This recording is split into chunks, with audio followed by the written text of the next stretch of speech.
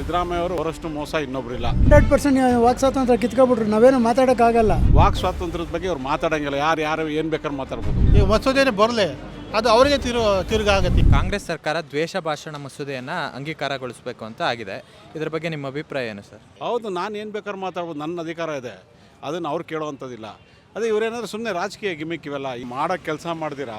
ನಮ್ಮ ಸಿದ್ದರಾಮಯ್ಯ ಅವರು ಈ ಸಲಿ ಅಂತವರು ಅವರಷ್ಟು ಮೋಸ ಇನ್ನೊಬ್ರಿಲ್ಲ. ಅವ್ರನ್ನ ಎಮಿನೆಂಟ್ ಲೀಡರ್ ಅಂದ್ಕೊಂಡಿದ್ದೆ ನನ್ನ ಅಭಿಪ್ರಾಯದಲ್ಲಿ. ಬಟ್ ಅವ್ರು ತುಂಬ ಮೋಸವಾದಿ.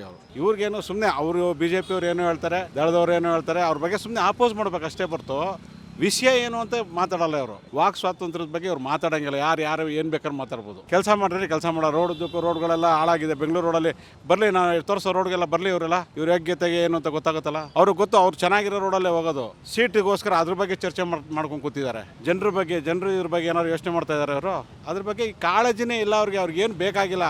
ಯಾರು ಹೆಂಗಾರು ಹಾಳಾಗಲಿ. ಅದಕ್ಕೆ ನಮ್ಮ ಜನ ಎಚ್ಚೆತ್ಕೊಳ್ಬೇಕು.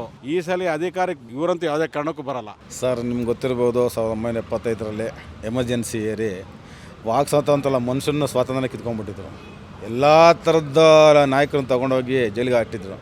ಅಂಥವ್ರಿಗೆ ಇದೇನು ದೊಡ್ಡ ವಿಷಯ ಅಲ್ಲ. ಅವ್ರಿಗೆ ಜೀವನ ತೆಗೆದಂಥ ಕಿರಿದವ್ರಿಗೆ ಇನ್ನು ವಾಕ್ ಸ್ವಾತಂತ್ರ್ಯ ಕಿತ್ಕೊಳ್ಳೋದೇನು ದೊಡ್ಡ ವಿಷಯನ ಅವ್ರಿಗೆ ಕಿತ್ಕೊಳ್ತಾ ಇದ್ದಾರೆ.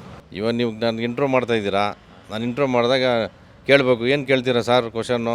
ಅದಕ್ಕೆ ನಾನು ಎಕ್ಸಾಮ್ ಇರುತ್ತಲ್ಲ, ಸ್ಕೂಲಲ್ಲಿ ಕಾಲೇಜಲ್ಲಿ ಎಕ್ಸಾಮ್ ಬರೆಯೋ ಥರ ಫಸ್ಟೇ ಕ್ವಶನ್ ಪೇಪರ್ ಕೊಡು, ಆಮೇಲೆ ನಾನು ಆನ್ಸರ್ ಹೇಳಿದ ಥರ ಇವಾಗ ಈ ಸರ್ಕಾರ ಮಾಡ್ತಾಯಿದೆ. ಯಾಕಂದರೆ ನೀವು ಏನು ಕೇಳ್ತೀರ ಅಂತ ನಮ್ಗೆ ಗೊತ್ತಿರಲ್ಲ.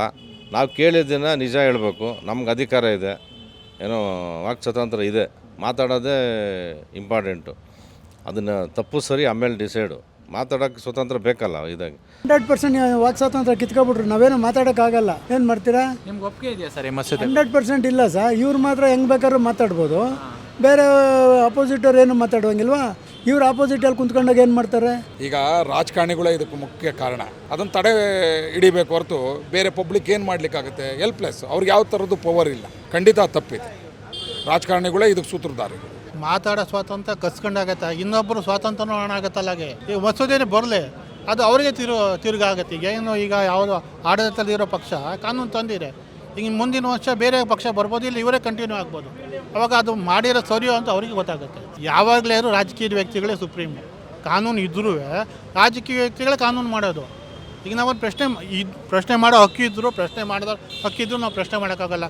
ಮೊದಲೆಲ್ಲ ಏನಾದರೂ ಹೆಚ್ಚು ಕಡಿಮೆ ಆಗಿದ ತಕ್ಷಣ ನಿರಂತರವಾದ ಹೋರಾಟಗಳು ಮಾಡ್ತಾಯಿದ್ರು. ಈಗ ಹೋರಾಟ ಮಾಡೋರೇ ಇಲ್ವಲ್ಲ, ಎಲ್ಲ ಅಡ್ಜಸ್ಟ್ಮೆಂಟು ಹೋರಾಟ. ಈ ಥರ ದ್ವೇಷ ಭಾಷಣ ಕಾಯ್ದೆ ತಂದರೆ ಯಾರು ಹೋರಾಟ ಮಾಡ್ತಾರೆ ಸರ್? ಯಾರೂ ಇಲ್ಲ, ಎಲ್ಲ ಹಾಳಾಗಿ ಹೋಗ್ತಾ ಇದೆ ಅಷ್ಟೇ. ಇದು ಕಡಿವಾಣ ಹಾಕಬೇಕು, ಜನ ದಂಗೆ ಹೇಳಬೇಕು. ಸರ್ಕಾರಗಳನ್ನ ವಹಿಸ್ಕೊಂಡ್ರೆ ದೇಶ ಹಾಳಾಗೋಗುತ್ತೆ. ಜನ ಎಲ್ಲ ಒಂದಾಗಿ ದಂಗೆ ಇದ್ದಾಗ ಇದೆಲ್ಲ ಕಡಿವಾಣ ಹಾಕೋದಕ್ಕಾಗುತ್ತೆ.